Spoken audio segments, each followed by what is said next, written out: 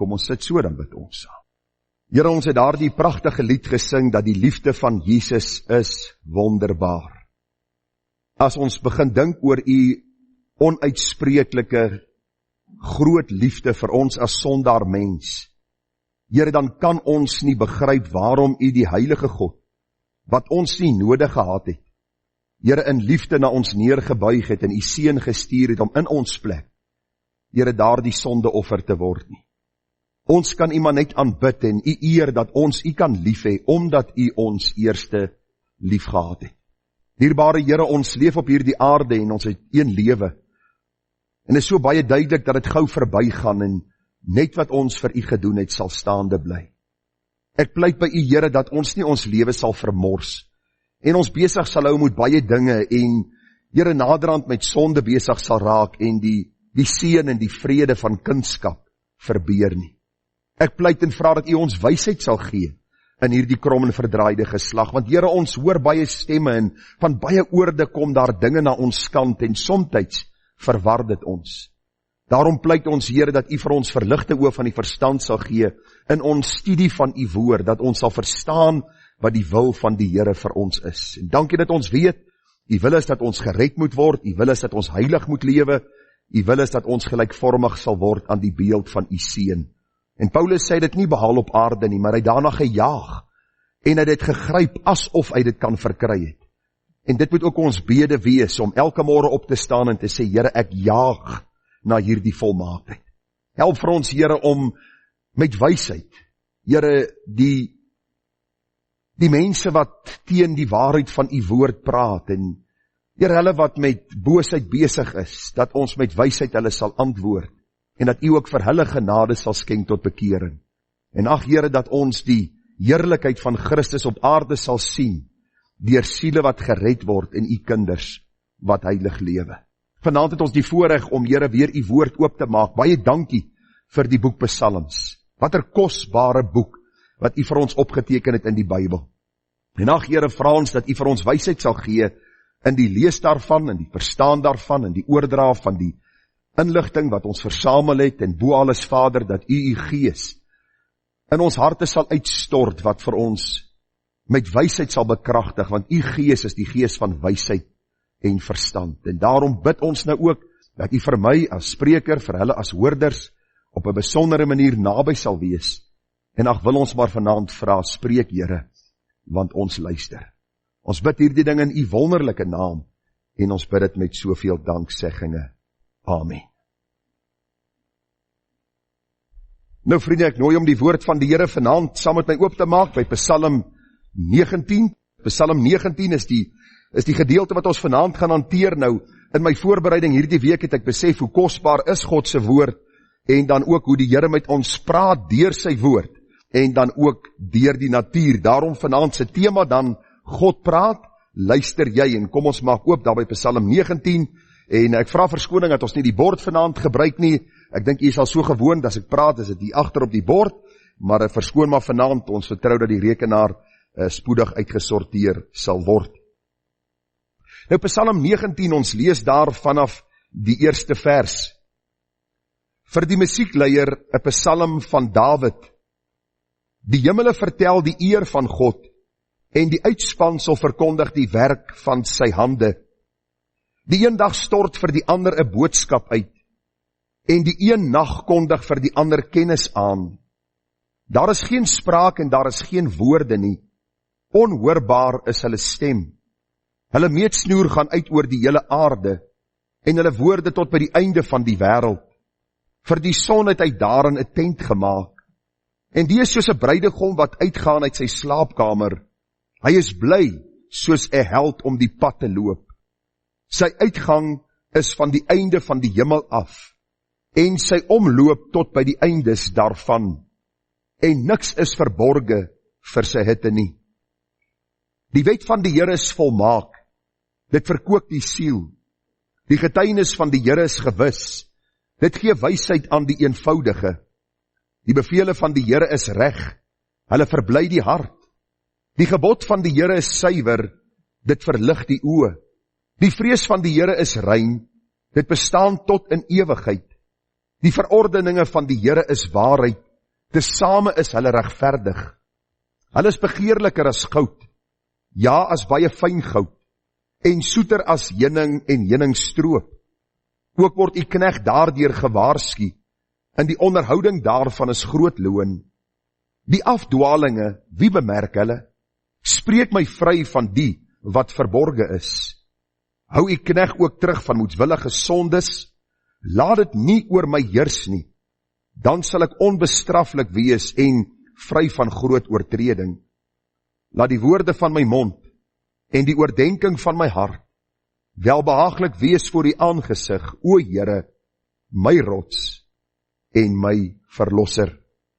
Nou vriende, ons gaan net daar die 15 verse saam lees, en ek wil met u praat vanaand vanuit Psalm 19, die tweede vers wat sê, die hemele vertel die eer van God en die uitspansel verkondig die werk van sy hande, en dan vers 8 wat sê, die wet van die Here is volmaak, dit verkoop die siel, die getuienis van die Here is gewis, dit gee wysheid aan die eenvoudiges. Nou die tema van vanaand se boodskap is, God praat, luister jy? God praat, luister jy, en dan kan ek myself daarby insluit, en elkeen wat vanaand hierdie boodskap hoor, as God praat, draai ons die oor en luister, en gee ons aandag aan dit wat hy vir ons wil sê. Nou vriende, soos jy weet is ons tans besig met die reeks boodskappe vanuit die boek Openbaring, en dan ook vanuit die boek Psalms, en leer ons kosbare waarhede, en het ons ook gesien laasweek hoe wonderlik die Here vir ons uit Psalm 18 kom onderrig het, en vir ons kom leer het, aangaande die verborgenhede ook in sy woord opgeteken. Nou toe ek hierdie week besig was met Psalm 19, het ek besef dat dit een van die meer bekende psalms in die Bybel is. Stem jy saam? Ek dink meeste van u ken die 15de vers wat sê, laat die woorde van my mond en die oordenkinge van my hart welbehaaglik wees voor die aangesig. Ons as predikante bid dit gereeld wanneer ons die diens begin om vir die Here te vra, dat die Here vir ons wysheid sal gee om dit wat ons sê, op so 'n manier te sê dat hy verheerlik sal word en dat sy naam geëer sal word. Nou vriende, hierdie is 'n baie kosbare psalm, en ons vind ook dat God op 'n tweeledige wyse praat met die mens, en dan sien ons ook wat die reaksie van die mens op God se roepstem en op God se stem behoort te wees. Nou as ons dit vinnig moet opsom, en as u dit so 'n bietjie in die Bybel wil merk, sien ons in vers 1 tot 7 dat God se algemene openbaring tot die mens spreek. Die algemene openbaring is wanneer die Here ook deur die onhoorbare stem van die skepping met ons praat. Ons gaan later so 'n bietjie meer daaroor sê. Een teoloog het dit so gestel en hy het gesê, selfs 'n blinde man kan die strale van die son aanvoel. Selfs 'n blinde man, sonder om die son te sien, kan weet die son skyn, hy kan die hitte voel, en so praat God ook met die mens, om oor die algemeen vir die mens uit elke nasie, taal, volk en stam te sê, dat hy 'n goeie, genadige en barmhartige God is, wat vir ons hierdie skepping daar gestel het.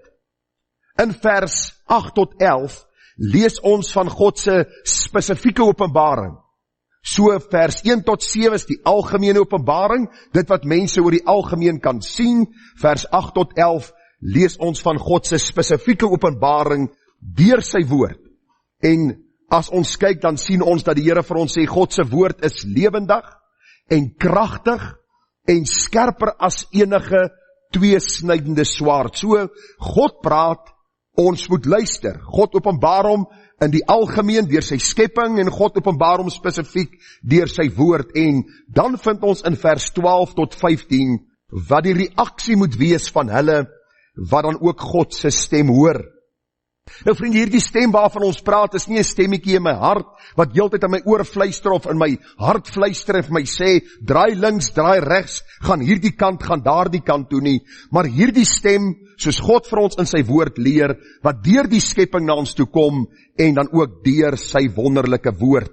En ons gaan bietjie kyk vanaand, waarom hierdie twee stemme van God wat praat, die mens sonder verontskuldiging laat. U sien, ons leef in 'n tyd, en ek weet nie of u al die vraag dalk vir my gevra het nie, maar baie mense het al vir my die vraag gevra, nou, wat gebeur met mense wat in 'n Afrika stam groot word, wat nooit die evangelie gehoor het nie? Of wat van daardie Chinees wat groot word, en al wat hy weet is afgodediens, is al waarvan hy weet, en hoe sal hierdie siel eendag voor God rekenskap gee? En dan dink ons aan baie sulke gevalle waar mense dit noem en vir jou vra oor dit, en nou antwoord die Here vir ons, en dan gaan ons by die uitleg kom van Psalm 19. Psalm 19 kom leer juis vir ons God se algemene openbaring, God se spesifieke openbaring, die mense reaksie, sodat niemand hulle self kan verontskuldig en sê ons het nie geweet nie. Hoor wat sê Romeine 1 vers 18 tot en met vers 25. Daar staan, want die toren van God, baie belangrik, die toren van God word van die hemel af geopenbaar oor al die goddeloosheid en ongeregtigheid van die mense wat in ongeregtigheid die waarheid onderdruk. Omdat wat van God geken kan word in hulle openbaar is, want God het dit aan hulle geopenbaar. Hoor nou wat sê vers 20. Want sy onsigbare dinge kan van die skepping van die wêreld af in sy werke verstaan en duidelik gesien word, naamlik sy ewige krag en goddelikheid, sodat hulle geen verontskuldiging het nie. So met ander woorde, hier begin 'n antwoord vir ons na vore kom, wat ons nou meer sal uitbrei met die prediking van Psalm 19. Die apostel Paulus kom en hy sê, dat God homself deur die skepping geopenbaar het, en wat doen die skepsele vandag? Hulle aanbid die skepping in plaas van die skepper. Dis die probleem van mense, almal soek iets om te aanbid, en daarom maak die mense vir hulle gode, en dikwels aanbid hulle God se skepping, in plaas van hom as die skepper, wat hierdie heerlikheid kom openbaar het. Vers 21, hoor nou mooi hoe beskryf Paulus dit, onder leiding van die Heilige Gees. Hy sê, omdat hulle, alhoewel hulle God geken het, hom nie as God verheerlik of gedank het nie, maar hulle dwaas geword in hulle oorlegginge, en hulle onverstandige hart is verduister. Terwyl hulle voorgee dat hulle wys is, het hulle dwaas geword, en die beheerlikheid van die onverganklike God verander, in die gelykvormigheid van die beeld van 'n verganklike mens, en van voëls en viervoetige en kruipende diere. Met ander woorde, wat kom sê die Here? As u nou bietjie in die Ou Testament die profeet Jesaja en Jeremia gaan lees, dan sien ons hoe hierdie twee profete baie duidelik vir die volk sê, julle het gesien hoe die heidense nasies vir hulle 'n boom afkap. Met die een deel maak hulle hout om 'n vuur mee te maak en hulle kosgaar te maak, en met die ander deel maak hulle vir hulle God en hulle buig voor hom en hulle aanbid hom. En die hele betoog uit Jesaja en Jeremia is, hoe is dit moontlik dat iemand wat 'n gesonde verstand het so iets kan doen? Dat hy 'n byl vat en hy kap 'n boom af, moet een deel maak hy vuur en die ander dele afgod, en hy buig voor hierdie ding wat hy gemaak het en hy sê, jy is my God. U sien, dis die moedswilligheid van die mens, en dis wat Paulus betoog. Dis nie dat jou verstand en jou gewete onaktief is wanneer jy hierdie goed bedryf nie. Elkeen wat vanaand voor 'n afgod buig, weet in sy siel dat dit wat hy doen is verkeerd. Nou kom die Bybel vers 24. Daarom het God hulle ook in die begeerlikhede van hulle harte oorgegee aan onreinheid, om hulle liggame onder mekaar te onteer. Hulle wat die waarheid van God verruil het vir die leuen en die skepsel vereer en gedien het bo die Skepper, wat geprys moet word tot in ewigheid. Amen. En u moet nou nie opgewonde raak nie, ek het nie die diens afgesluit nie. Dis maar net wat Paulus hier sê, tot in ewigheid. Amen. Dink maar aan Suid-Afrika, vriende. Ek sê baie keer vir mense, ons wil altyd gaan na die Afrika lande. Wat van daai mense wat nooit gehoor het nie? Ons dink aan lande soos China en Japan waar afgode diens is, en ons wil altyd daarheen gaan en sê, maar wat van daar die mense? Ek wil vir u sê, wat van Suid-Afrika? Ons sien die skepping, ons het God se spesifieke openbaring, die woord, en wat doen ons? Ons druk die ore toe, En ons beleef 'n tyd waar God sy oordeel stuur deur die geweldige golf van homoseksualisme en lesbienisme wat die kerk oorneem, omdat mense sê, ons sal nie doen wat God sê nie, want dis presies wat vers 25 sê. Die Here het hulle oorgegee om hulle liggame teenoor mekaar te onteer. Dat die mans teen die natuurlike ding ingaan en die vrouens teen die natuurlike. Hoekom? Omdat hulle God se algemene en God se spesifieke openbaring verontagsaam. Met ander woorde, ons maak vir onsself gode. Ons skep kerke waarin ons gemaklik voel en die prediker moet sê wat ons gemaklik laat voel en dan sê ons dis kerk van Jesus. En die Here sê is daarvoor nie te vinde nie. Luister vriende, die grootste enkele ding wat aanstoot gee in hierdie wêreld is die evangelie. Hoor wat ek hier sê. Die enigste sondelose wat hierdie aarde bewandel het is Christus gewees en hulle het hom gekruisig op 33-jarige ouderdom. Die wêreld het na hom gekyk met al die wonders en al die tekens en al die dooies wat opgestaan het en al die voedsel wat hulle gekry het en hulle het nog steeds uitgeroep, kruisig hom. Hoekom? Want hy het 'n standaard. Hy sê ek praat en as ek praat, luister jy. Ons debatteer nie as God praat nie, ons onderhandel nie, ons gee nie voorstelle nie, ons luister as God praat. En met dit as inleiding gaan ons vanaand die 3 gedagtes hanteer. God praat deur sy skepping, God praat deur sy woord, wat moet ons reaksie wees? Daarom dan die tema, God praat, luister jy, luister ek, gee ons gehoor aan God se woord. Nou kom ons kyk in die eerste plek, God praat deur sy skepping. Psalm 19 vers 1 tot en met vers 7. Ek gaan net hier en daar goedjies uitlig, ons het dit reeds saam gelees, maar net ter wille van herinnering lees ek vir u, daar staan die hemele vertel die eer van God en die uitspansel verkondig die werk van sy hande. So die hemele vertel die eer van God, u moet let op woorde soos vertel. Nou as ek vir Renier sê, Renier, ek wil jou 'n storie vertel. Wat gaan Renier doen? Hy gaan sê, praat ek luister. Dis presies wat die Here vir ons wil sê. Hy sê dat die hemele vertel, die hemele wil vir ons 'n verhaal, 'n storie, 'n waarheid meedeel. Hoor wat sê die Bybel verder. Die een dag stort vir die ander 'n boodskap uit. Daar is 'n boodskap in elke skepingsdag wat God ons gee. Die Bybel sê vir ons baie duidelik, die een dag kondig vir die ander kennis aan, met ander woorde, deur die skepping kan ons kennis opdoen van die Skepper. Hulle meetsnoer gaan uit oor die, wat staan daar? Hele aarde. Dat niemand hulle self kan verontskuldig nie. En hulle woorde tot by die einde van die wêreld. Hoe praat die skepping dat die woorde tot by die eindes van die aarde by mense uitkom? Die Bybel sê vir ons baie duidelik in vers 4, daar is geen spraak en daar is geen woorde nie, onhoorbaar is hulle stem. Daarom sê ek vir u baie duidelik, God praat hard en duidelik deur sy skepping. Hy verkondig vir ons 'n boodskap. En is so kosbaar as ons kyk dat Dawid die skrywer van hierdie psalm was. Wat wil hy vir ons leer deur hierdie algemene openbaring van God deur sy skepping, waardeur hy met die mens praat en met die mens kommunikeer? Eenvoudig, vriende, dat God se skepping deur God vir die mens gemaak is, sodat ons sy krag, sy mag en sy majesteit en sy heerlikheid sal sien. Hoor nou, sodat ons hom, wat deur sy skepping tot ons kommunikeer, kan verheerlik as die gewer van alle goeie gawes.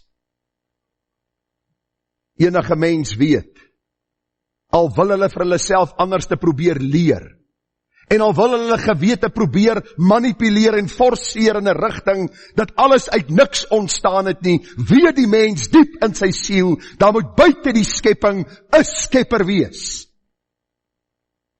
Daar die horlosie aan jou arm het nie net van self daar gekom nie. Jy het nie een môre wakker geword en hier was 'n mooi Rolex aan jou arm nie. Daar was 'n maker gewees. Daar was een wat hierdie horlosie ontwerp het, hom gemaak het, hom in die winkel gesit het, jy het hom gekoop en jy het geweet, luister, hierdie horlosie is daar om vir my tyd aan te wys. So weet elke mens, sê die Bybel. God sê, elke mens weet. Ek gee nie om in hoe mate hulle gewete probeer manipuleer nie, dat daar 'n God is wat alles geskaap het, wat hulle oog kan sien. Luister, as ons die blou lig sien, as ons na die wit wolke kyk, die groen blare, ek sê vanmiddag vir Ethel, toe ons daar buitekant sit, ek sê vir haar, kyk hoe pragtig kom die groen blare deur. Dis lente. Wat wil God vir ons sê? Ek is in beheer van my skepping. As ons die majestueuse berge daar in die Kaap sien, so tyd terug toe neem my kind weer vir my so video toe hulle daar deur woeste ry, dis een van my van die mooiste plekke wat daar is, met daar die massiewe berge. As ons dit sien, as ons die reuk kry na die reën wat geval het, as ons die nuwe seisoene sien en die koel windjie wat waai en die mooie bloue oseaan met sy wit branders, dan staan ons verstom, verbaas eerbiedig en ons sê, Here ons God, ons verheerlik U. Mense wat dit nie doen nie is moedswillig, hoor wat ek hier sê. Dis nie omdat hulle nuwe inligting verkry het, of omdat hulle kennis van iewers te anders te verkry het, wat hulle in 'n ander rigting kan lei nie, hulle is moedswillig. En moedswillig beteken dumb on purpose. Hulle is verhard in hulle siele, omdat hulle nie wil buig voor die God wat alles geskaap het nie. Vriende, as ons so 'n bietjie gaan moeite doen, om na God se skepping te kyk, dan kom ons agter dat ons as mens nietig en klein is. Nou ek so jammer dat die dataprojektor en my rekenaar so 'n bietjie probleme gee, eintlik die rekenaar, want ek het vir u foto's saamgebring om vir u sekere dinge van die heelal te illustreer, om vir u te wys hoe klein en nietig ons as mens is. Ons is letterlik 'n spikkeltjie in hierdie heelal, 'n spikkeltjie. En daarom moet ons nie ons nek styf hou teenoor die Skepper God nie. Die beste ding is om nou te buig en te sê, Here, U is die Skepper van die hemel en die aarde. Ag vriende, as ons net kyk na hierdie aarde, dan kom ons agter dat hierdie aarde volgens die Bybel aan 'n niks hang nie. Ons hang in die hemelruim. Ok, moet nou nie bevrees raak nie, hoor. Ek glo die meeste van u weet dit. En baie interessant, vriende, die aarde beweeg teen 30 km per sekonde om die son. Dit wentel eenmaal per jaar om die son en elke 24 uur om sy eie as. Hoe is dit moontlik dat ons aan niks hang, die aarde beweeg teen 'n sekere spoed en ons sit hier en u kyk na my en ek kyk na u en ons hoor wat die woord van die Here vir ons wil sê. Want God het die wet van swaartekrag daar gestel. Die wet van swaartekrag is 'n algemene aanvaarbare ding in die wetenskap en hulle maak asof dit iets is wat deur 'n wetenskaplike uitgevind is. Luister, die wetenskaplikes verstaan nog steeds nie hoe werk die wet van swaartekrag nie. Want is 'n wet wat God daar gestel het. Dis hoekom dit so interessant is as jy 'n klip in die water gooi, dan sink hy. As 'n boot van miljoene kilogram op die oseaan vaar, dan vra ons vir onsself, hoe is dit moontlik? Want u sien, God het vir die mens verstand gegee, om sekere wonderlike dinge na vore te bring, sodat ons hom as die God kan verheerlik. En eer aan hom kan bring, omdat hy die mens so wonderlik geskape het. Hoor gou wanneer dit kom by die mens. Die Here het ons as kroon van sy skepping daar gestel met 'n verstand, waar ons logies kan dink en kan redeneer en dinge kan uitvind en dis alles God se werking. Hy het vir ons 'n liggaam gegee en hierdie liggaam, sê die Bybel, behoort 'n tempel van God te wees waarin die Heilige Gees woon. Ons mag nie hierdie tempel gebruik vir ons eie sondige bedrywighede nie, maar deur God se skepping praat hy. Wanneer ons 'n skepsel van God sien, dan moet ons weet God is besig om met ons te praat en vir ons te sê, mens, kyk na die skepping, kyk na my skepsele en aanbid my as die skepper van alles. Dis God se onhoorbare stem waardeur hy praat. Hulle sê die gemiddelde mens se hart klop 103.689 keer in 24 uur. Die ouens wat vroeër doodgaan, sin werk seker harder. Jou bloed beweeg 'n afstand van so 268 miljoen kilometer in 24 uur. Nou, as ek het nie gelees het, het ek gesê, come on, dis dan 'n bietjie wyd. Hulle sê jou niere filtreer 180 liter vloeistof elke 24 uur. Jy haal 23.040 keer asem in 24 uur. Jy eet, behalwe nou as jy kalfyn is, die gewone mens eet tussen 1.4 en 2.3 kilogram kos per dag. Jou liggaam behou 'n konstante temperatuur van 37.2 grade. Jy beweeg en gebruik 700 spiere per dag. Jy gebruik 7 miljoen breinselle per dag. En die impulse van jou brein na jou liggaam trek teen 100 meter per sekonde. Daarom as jy aan iets warms vat, hou jou hand nie vir 'n rukkie daarop en jy staan en wag dat die pyn deurkom na jou verstand of jou te sê, hierdie ding is warm nie. Glo my, ek dink dit was vanmôre toe ek die kerel wil aansit en my oë en my hande werk nie saam en ek druk my hand in die kerel en ek voel hy het al reeds gekook. En glo my, dit was 'n breekdeel van 'n sekonde, al is ek 52, toe is my hand weg. En wat wil die Here vir ons leer deur sy skepping? Selfs wanneer ek na my liggaam kyk, dan besef ek, daar is 'n God wat my geskaap het. Kom ons kyk gou na die son en die planete. Vriende, die son is so 150 miljoen kilometer van die aarde. En ek gaan nou 'n vraag vra as ek klaar vir hierdie inligting gegee het. Nou hierdie afstand, 150 miljoen kilometer van die aarde, is presies die regte afstand. As die son klein bietjie nader was, sou ons dood gebrand het. As die son 'n klein bietjie verder was, sou ons gevries het. Dit voel op die oomblik of die son bietjie wegtrek hier in Benoni, né? Ons kry koud, maar ons vries daarom nog nie. Luister, die son is 400.000 keer groter as die aarde. 400.000 keer groter as die aarde. Die grade van die son is 5500 grade Celsius. Nou, die son sit net langs Vredendal. Want dit is die warmste plek wat ek al gevoel het. Hulle sê vlamme wat uit die son lek kan tot 1 miljoen kilometer lank wees. Ek wil nie vra vir 'n oomblik dink daaroor. 1 miljoen kilometer lank is van die vlamme wat uit die son uitlek. Die son se massa is 332.000 keer meer as die van die aarde. Die planeet Mercurius is 57.8 miljoen kilometer van die son. Venus 108.1 miljoen kilometer van die son. Mars 227.8 miljoen kilometer van die son. Pluto 5.900 miljoen kilometer van die son.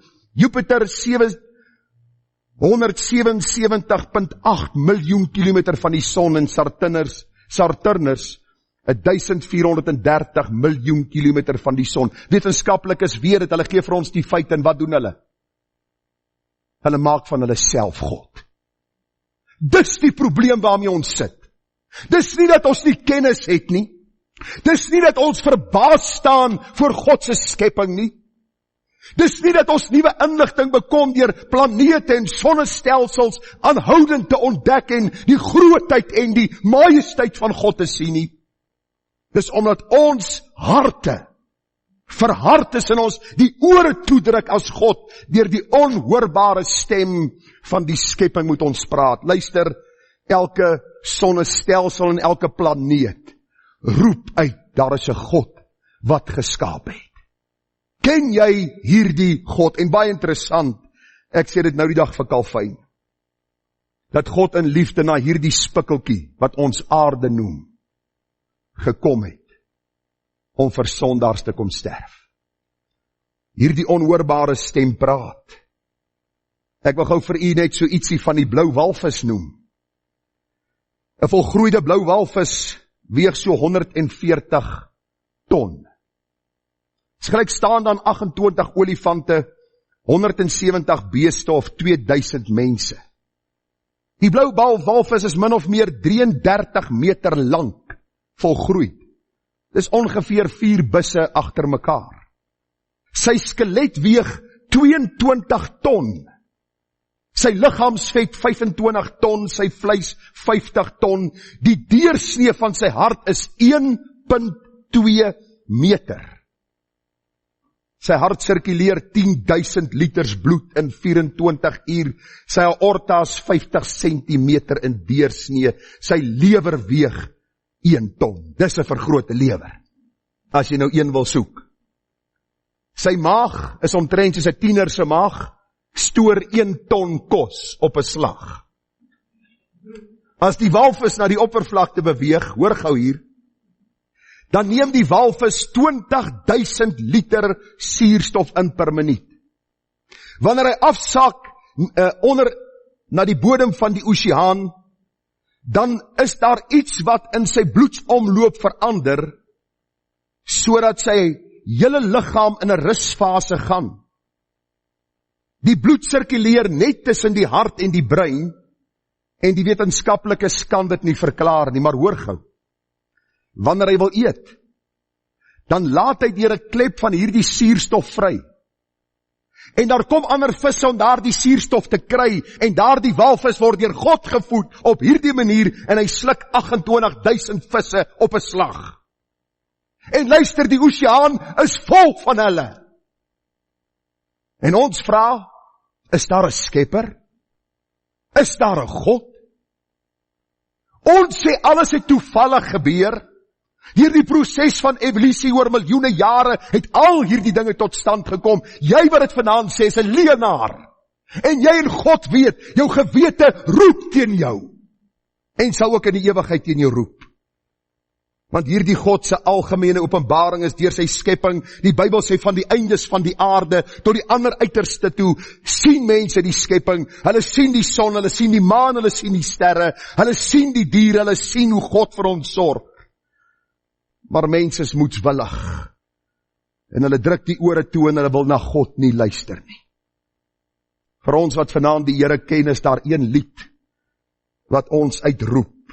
O Heer, my God, as ek in eerbied wonder en al die werke elke dag aanskou, die son en maan, die aarde, sterre, wolke, hoe U dit elke dag so onderhou, dan moet ek juig. My redder en my God, hoe groot is U, want deur die hele skepping klink dit saam. Hoe heerlik Heer U groote naam. Wanneer lente aanbreek, soos dit aangebreek het, dan sing die skepping 'n lied tot eer van die Skepper, dat hy weer die nuwe seisoen vir ons gee, sodat ons sy genade kan aanskou. As die eerste by reën val, dan aanbid ons die Skepper. Ons loof en prys sy naam. Ek vra vanaand vir jou, wat die Here nog nie ken nie, praat God deur sy skepping. En jy wil nie luister nie.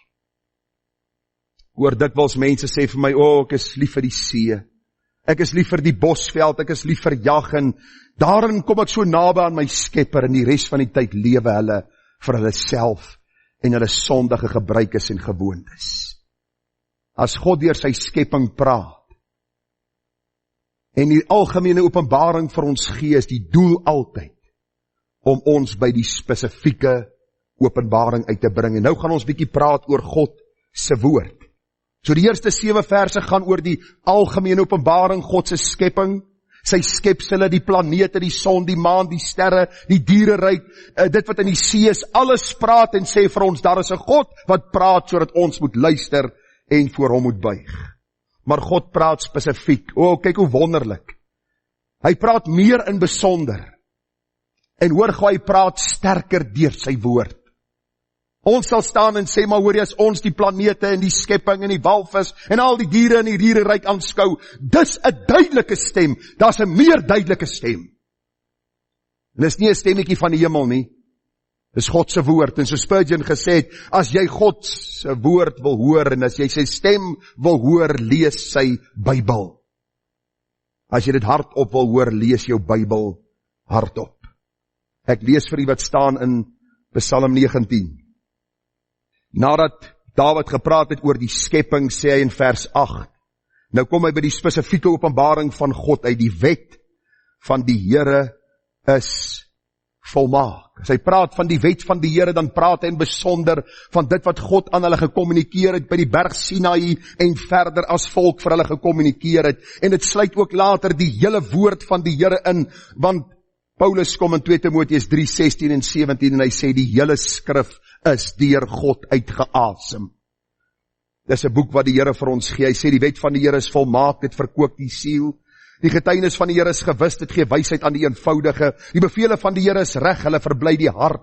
Die gebod van die Here is suiwer, dit verlig die oë. Die vrees van die Here is rein, dit bestaan tot in ewigheid. Die verordeninge van die Here is waarheid, tesame is hulle regverdig. Vers 11, let asseblief op wat hier staan. Hulle is begeerliker as goud. Ja, as baie fyn goud en soeter as heuning en heuningstroop. Het jy al gedink daaraan wat gaan gebeur die dag in die ewigheid? As die Bybel in die huis van die sondaar, waarop hy sy koffiebeker gesit het, gaan getuig en sê, luister, jy het God se spesifieke openbaring, jy het God se hoorbare stem in jou huis, in jou familie, in jou gesin gehad, en jy het jou hart teenoor God verhard. Ek het vir u lang terug gesê, hierdie is die gevaarlikste boek wat jy kan hê, as jy aan God nie behoort nie. Want hierdie woord sal teen jou getuig. Ek wil vir u vinnig net so 'n paar dinge noem, van die woord van die Here, soos dit in hierdie paar verse na vore kom. 'n Paar dinge en dan sluit ons af met, wat behoort ons reaksie te wees? God praat, luister jy? Ons gaan kyk of ons regtig luister en hoor wat God sê.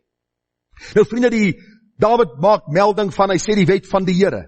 En as ons dit kortliks moet beskryf, is dit God se standaard waarvolgens ons moet leef. Dis sy absolute standaard wat hy vasgestel het, omdat hy die skepper van die heelal is.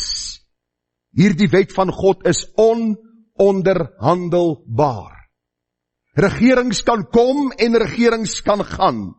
God se woord bly vas, want dit is die wet van die Here en dis ons stigmeester na Christus. Die wet van die Here leer vir ons wat is reg en wat is verkeerd. Ons het vandag, daar toe ons tee gedrink het, lekker gepraat oor die definitiewe dinge wat God in sy woord sê en dinge wat ons voor moet bid vir wysheid, wanneer die skrif nie duidelik melding maak van dit nie. Maar Dawid gaan verder en hy sê, dis nie net die wet van die Here nie, dis ook die getuienis van die Here. Wat beteken dit? Wat verskil dit van die wet van die Here? Vriende, die getuienis van die Here is God se selfopenbaring en selfverklaring aan die mens. Met ander woorde, wie hy werklik is. Hier leer ons dat hy God, skepper, almagtig en soewerein is. Hy is die pottebakker, ons die klei. Die wet van die Here is ononderhandelbaar. Die getuienis van die Here gee vir ons meer insig oor die persoon van God en Christus en die Heilige Gees. Die bevele van die Here maak Dawid van melding, u kan dit saam volg hier in hierdie paar verse.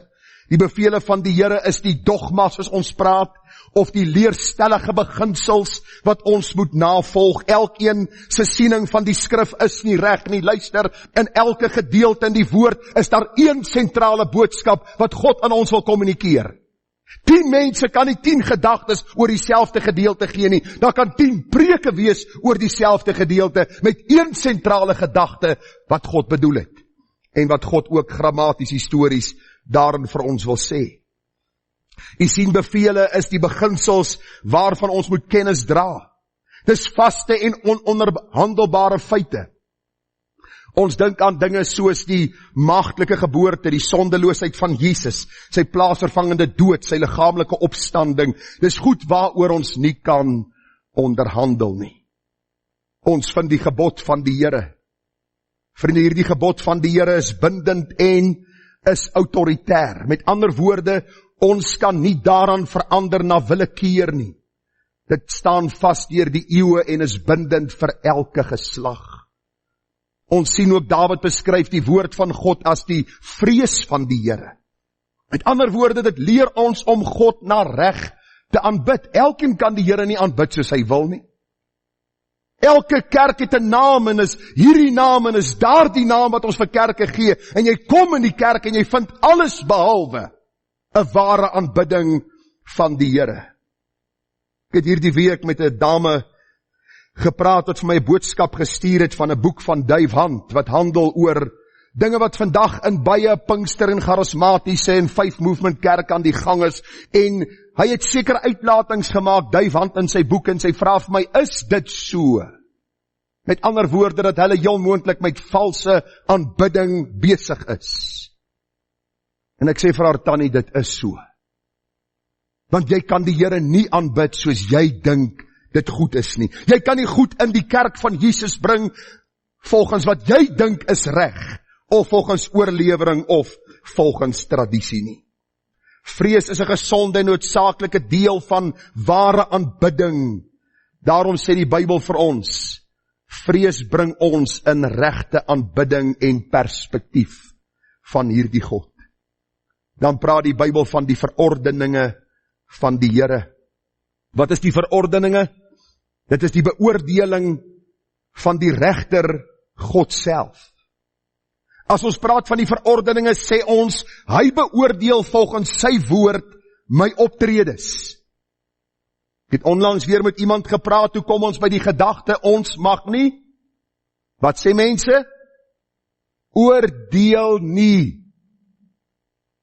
Ons mag nie oordeel nie, sê wie?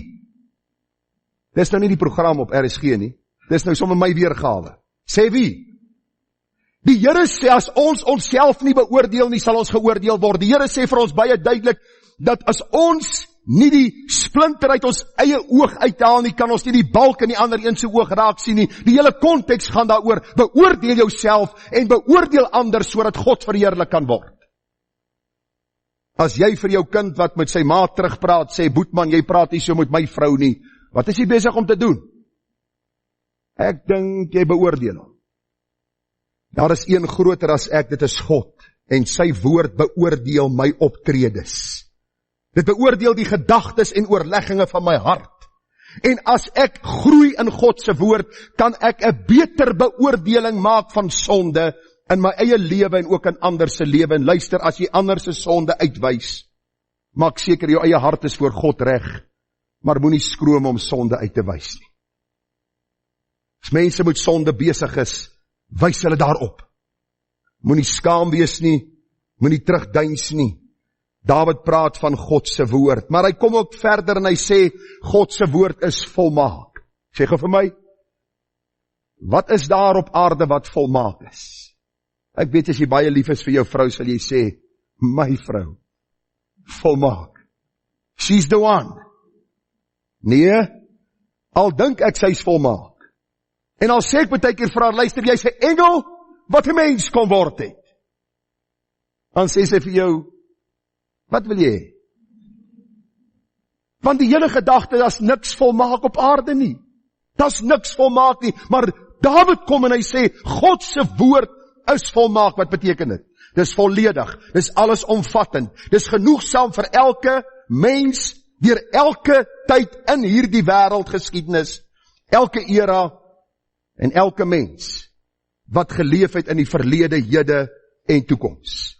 Hierdie woord van God is so volledig, dat die geslag na ons geslag se geslag, sal die woord nog steeds kan lees en sê, wow, hierdie boek is deur iemand geskryf, wat alles weet. Volmaakte boek, deur God vir ons gegee, want hy is die volmaakte een. Dawid sê verder, sy woord is gewis. Gewis beteken betroubaar, kan geglo word, is absoluut geloofwaardig. Ons sê baie keer, dis gewis, dit wat jy sê. Dit is verseker so, veral as A moet B praat en A ken vir B en hy weet dat sy getuienis eerbaar is, dan praat ons so, dis gewis dit wat jy sê, dit is so, dis waar. Dis betroubaar, dit kan geglo word. Verder sê hy, die woord van die Here is reg. Met ander woorde, dit wys die regte rigting aan, die pad na die ware lewe. Wil u weet waarom die aanval op die Bybel so groot is? Waarom mense vir jou sê, hoe kan jy hierdie boek glo? Hy kan nie wetenskaplik bewys word nie, en Body Buckham sê altyd, dan voel hy. Wanneer iemand vir hom sê, die Bybel kan nie wetenskaplik bewys word nie, dan sê hy, I feel the bad body in me, wat na vore wil kom. Om die ou so bietjie aan sy strot te ruk en vir hom te sê, luister, die Bybel word nie wetenskaplik bewys nie. Het word wetregtelik bewys, en deur al die toetse wat die wetregtelike reëls vir ons daarstel, is die woord oor en oor onder hierdie absolute, ek wil amper sê, ondersoeke geplaas, en God se woord het soos goud tevoorskyn gekom. Waarom? Want is God se woord, dis reg, dis suiwer, en die Bybel sê dit wys vir ons die weg na die lewe aan. Gaan kyk maar na boeddhisme, jy sal nie die weg na die lewe kry nie. Probeer yoga, en jy gaan yoga tot jy die dag God sien, en jy gaan besef, yoga het niks vir jou beteken vir jou geestelike lewe nie. Jy kan Islam probeer, jy kan selfs die ortodokse Joodse godsdienst probeer, dit sal vir jou nie lewe gee nie. Dis God se woord wat die rigtingwyser is, want God se woord is reg, want dit kom uit die hart van God. Verder, die woord is suiwer. Met ander woorde, dit is deursigtig. Dit laat die lig deurskyn vry van besoedeling. Nou in die antieke tye, as hulle hierdie kleipotte gemaak het, was daar altyd die skelms gewees. Skelms is altyd daar. En skelms is redelik briljant. Kom ons gee hulle maar krediet. En in daardie tyd, as hulle hierdie kleipotte gevat het, en jy kom by iemand aan wat so bietjie onder verdenking is, dan het jy daai pot net so in die son opgehou. En dan kon jy die krake sien waar hulle hierdie tipe van stof ingesit het om die krake toe te maak, en 'n pot aan jou te verkoop as 'n egte pot. Intussen tyd is dit eintlik maar 'n namaaksel. Die Bybel sê God se woord is nie 'n namaaksel nie, dis nie iets vol krake wat toegemaak is en toegepluister is en mense se raad nodig het om dit aanvaarbaar te maak vir ons tyd nie. Jy hoef nie namens God te verduidelik nie. God se woord is suiwer, dis deursigtig. Die lig skyn op jou hart wanneer jy die woord lees. Dis vry van besoedeling. Dis rein. En nou moet ek vinnig maak. Dis rein, met ander woorde, dis sonder foute en flaters, dis sonder onsuiverhede. Dis skoon. Nou het u onlangs gesien, toe hulle op die televisie vir ons gesê, dat ons moet pas op vir sekere van hierdie gebotteleerde water. Het u dit gesien? Daar is iets soos 35 mense dood. Die ouens het sommer so brandkraan gevat en het vol water gemaak en het verkoop. En toe die mense dit drink, toe raak hulle siek en hulle sterwe. God se woord sê, as jy my woord lees, sal jy nie sterwe nie. Want is onbesoedel. Daar is nie kieme, daar is nie gif in nie. Dis suiwer, gesuiwer van onsuiverhede. En dan sê Dawid, die woord is waarheid. Hoor gou, die woord praat nie uit 2 monde nie.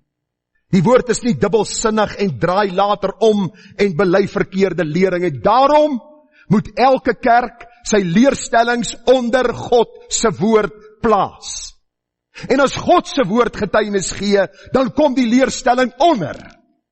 Of dit nou die Nederlandse geloofsbelydenis, die Heidelbergse katekismes of die evangeliese belydenis van die EG Kerk is. God se woord is die enigste absolute ononderhandelbare waarheid. Daarom praat die Here nie uit 2 monde nie. Hy kan nie dubbelsinnighede gee nie, hy kan nie weersprekings hê nie.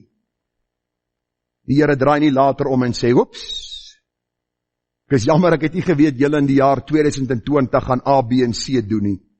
Ek wil net so bietjie my inligting bietjie meer maak, of omdraai iets anders te vir julle leer nie.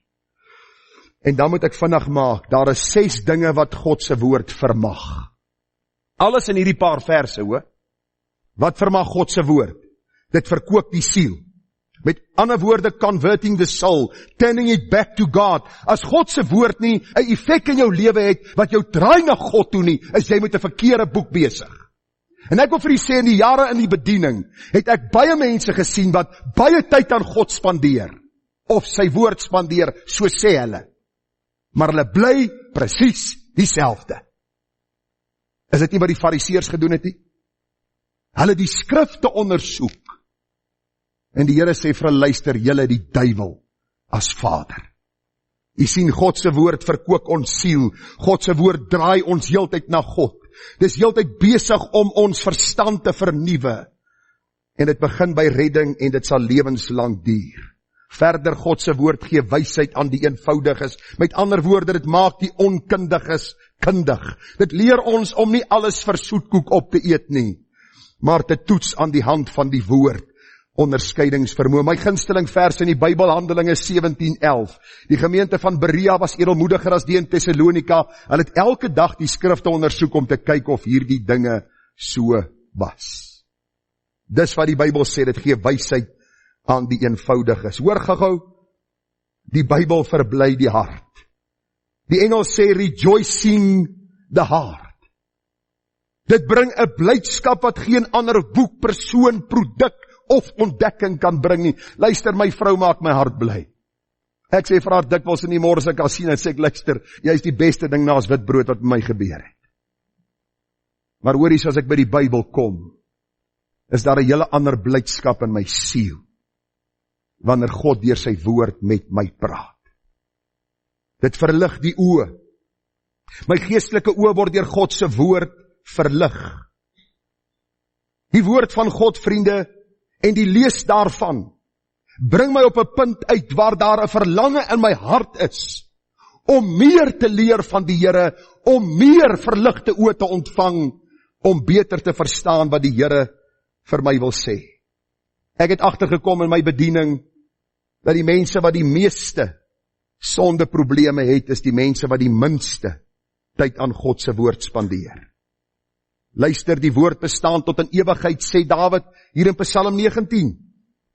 Met ander woorde, ons sal tot die dag, wanneer die Here einde maak aan hierdie wêreld, sal ons God se woord vir ons geslag hê, om vir ons te leer wat God se hart en sy gedagte vir ons is. Daarom sê Psalm 119 vers 89, vir ewig, o Here, staan u woord vas in die hemele. God se woord is vas, tydloos, goddelik en sonder gelyke. En dan die laaste gedagte, tesame is hulle regverdig. Met ander woorde, dit bring skeiding, dit wys reg en verkeerd uit, dit lig. Die lig en duisternis word van mekaar onderskei, en niemand kan God beskuldig dat hy onregverdig is in sy beoordeling en woord nie. Hy is in sy wese regverdig, daarom is sy woord regverdig. Daar die pragtige lied sê, wonderbaar boek, sal sy blaaie deursoek, sal dit lees en gehoorsaam, dis 'n wonderbaar boek. So ons het nou baie inligting al gekry. Is u nog reg vir die laaste spyker wat ons in die kus van lewe moet kap? Kom ons kyk gou die laaste gedagte, want u sien, dis nou eintlik die hele probleem wat ons mee stoei. God se algemene openbaring is daar, God se spesifieke openbaring is daar is verskillende reaksies. Die meeste sê vandag, weg moet hom. Die meeste sê vandag, kruisig hom. As Jesus vandag geleef het, sal die meeste hulle ore toegedruk het en geskree het, en soos een man op Stefanus afgekom het en hom gestenig het, sou hulle nog steeds vandag dieselfde gedoen het met Jesus, met Stefanus, met Paulus en met die apostels. Waarom? Want u sien, mense wil nie hoor wat God sê nie. Maar wat moet my en jou reaksie wees? Kom, ek lees gou vir u die laaste paar verse. Ook word die knegt daardeur gewaarsku, in die onderhouding daarvan is groot loon. So die eerste ding wat die Here vir ons sê, wat doen God se woord? God se woord waarsku ons, dat ons teen die Here nie moet sondig nie. Die Here waarsku, hoor gou, as die Here sê, hy wat steel, moenie meer steel nie, maar moet met sy eie hande werk om iets te gee aan hulle wat nie het nie, wil ek vir jou vanaand sê, hou jou goed van ander mense se goed af. Hou jou hande daarvan af. Hoekom?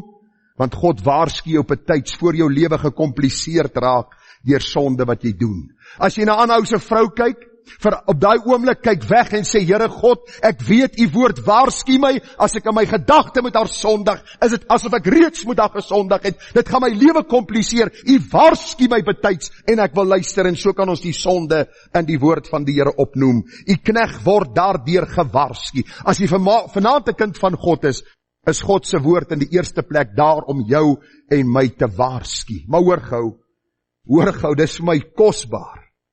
In dieselfde vers staan daar, in die onderhouding daarvan, is daar groot loon.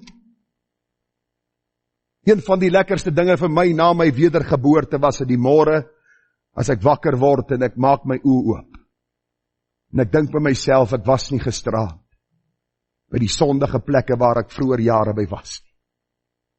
Ek het God se woord gehoorsaam. Die lekkerste is wat ek klaar stiltyd gehou het.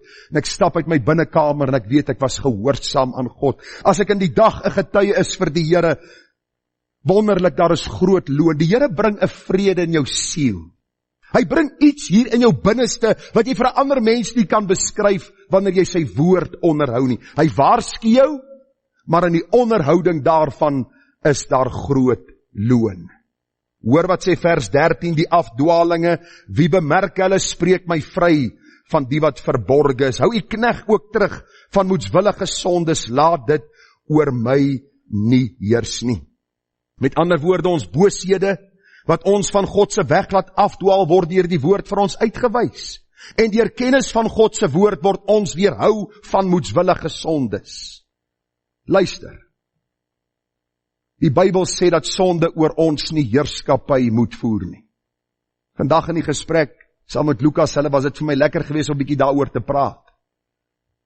U sien, die kerk in die algemeen het 'n lys van sonde gemaak. Jy mag nie dit, en jy mag nie dat, en jy mag nie sis, en jy mag nie so nie. En die lys kom baie keer nie ooreen met wat die woord vir ons sê sonde is nie. Maar die lys van sonde wat die Bybel vir ons gee, word dikwels verontagsaam.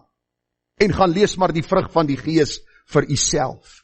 As jy vanaand in 'n patroon van sonde vasgevang is, en oor jare is jy besig met dieselfde sonde, is jy heel moontlik nie 'n kind van God nie, want God se woord waarsku jou, dat jy nie in moedswillige sondes moet verval nie, en dat dit nie oor jou heerskappy moet voer nie. As sonde oor jou bly heerskappy voer, moet jy of seker maak jy's gered, of hartgrondig bely, en God vertrou vir herskepping ook in jou siel.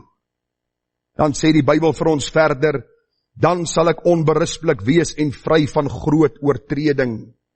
U sien, sonde sal oor my nie heerskappy voer, solank ek by die woord bly nie, en God se woord gee vreugde dat ek vrygespreek is van die toorn van God. Is nie vir u wonderlik as u die Bybel lees, en daar staan, ek is die goeie herder.